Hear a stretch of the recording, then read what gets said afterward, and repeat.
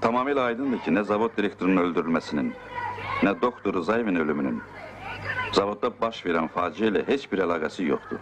Bundan əlavə, zavodun baş mühəndisinin göstərdiyinə görə məhsul istehsalının artırılması mərkəzin göstərişi ilə əlaqədardır. Buna görə də mənim fikrimcə komissiyanın göstərdiyi nəticə tam deyil. Baş mühəndisin bizə dediyinə görə isə mərkəz istehsal həcminin artırılmasını zavod rəhbərliyinin özünə tapşırmışdı. Əlbəttə, bütün ekoloji problemləri nəzərə almaq şərtilə. Çox sağ olun. Əyləşin. Yoldaşlar, sizin nəzərinizə bir məsələni çatdırmaq istəyirəm. Şəhərdə vəziyyət olduqca ağırdır. Əlimizdə belə bir məlumat da var ki, mitingin təşkilatçıları ilə kölgədə qalmağa çalışan cinayətkar qüvvələr arasında sıx əlaqə var.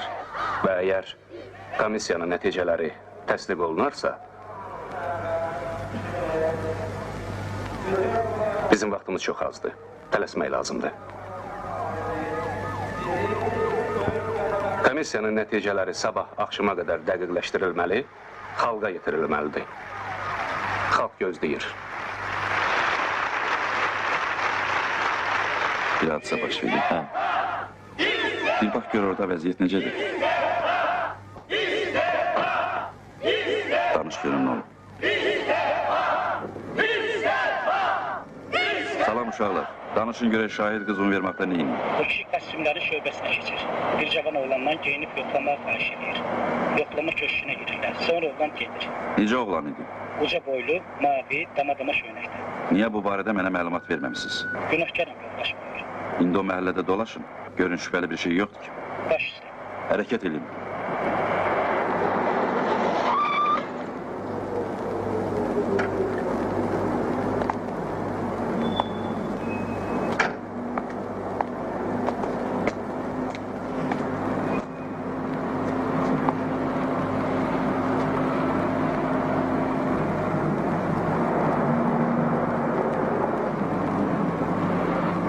Qəribə şeylər baş verir. Ölüm dalınca ölüm. İstəyimizə nail olaq və bu istəyimizə nail Orxan çox qorxuram. Biz əvvəldən də bildirmişik. Onun heç bir günahı yoxdur. Ola bilməyəcək. Çünki Sən ki mənə inanırsan. Əlbəttə inanıram qızım.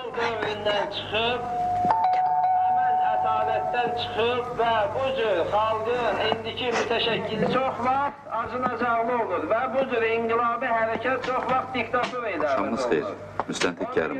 Biz Rəna xanım evdədir. İndi təkamül yolunu seçmişik. Yəni